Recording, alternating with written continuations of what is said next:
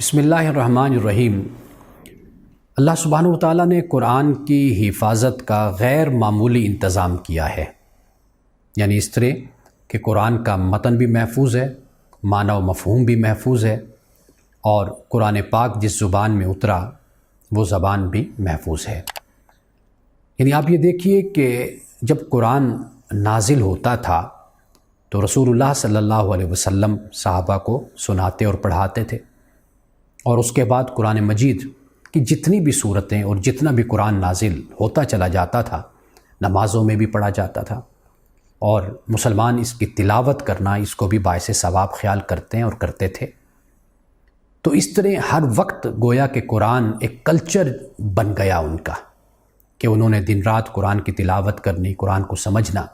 رسول اللہ صلی اللہ علیہ وسلم نے قرآن کے بارے میں ان کو بتانا، تہجد میں، 5 وقت کی نماز میں، اور ویسے قرآن کی تلاوت کرنا۔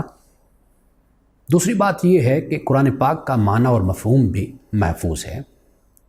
اللہ سبحانہ و تعالیٰ نے قرآن مجید سے متعلق جو بھی کردار تھے اور جو بھی واقعات تھے اور جو بھی تاریخ تھی، اس کی بھی اس حوالے سے اور اس حد تک اس کی حفاظت ہوئی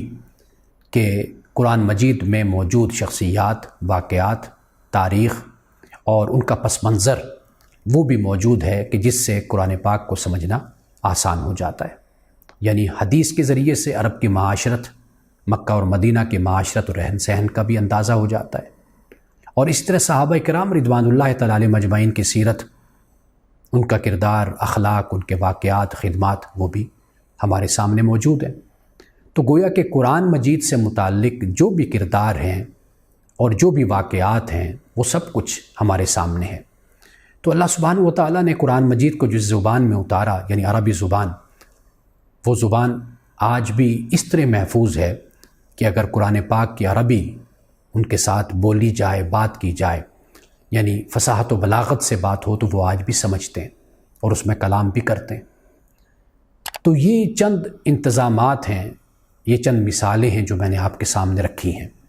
اگر ان کو آپ سمجھیں، ان پر غور کریں، تو آپ دیکھیں گے کہ اللہ سبحانہ و تعالیٰ نے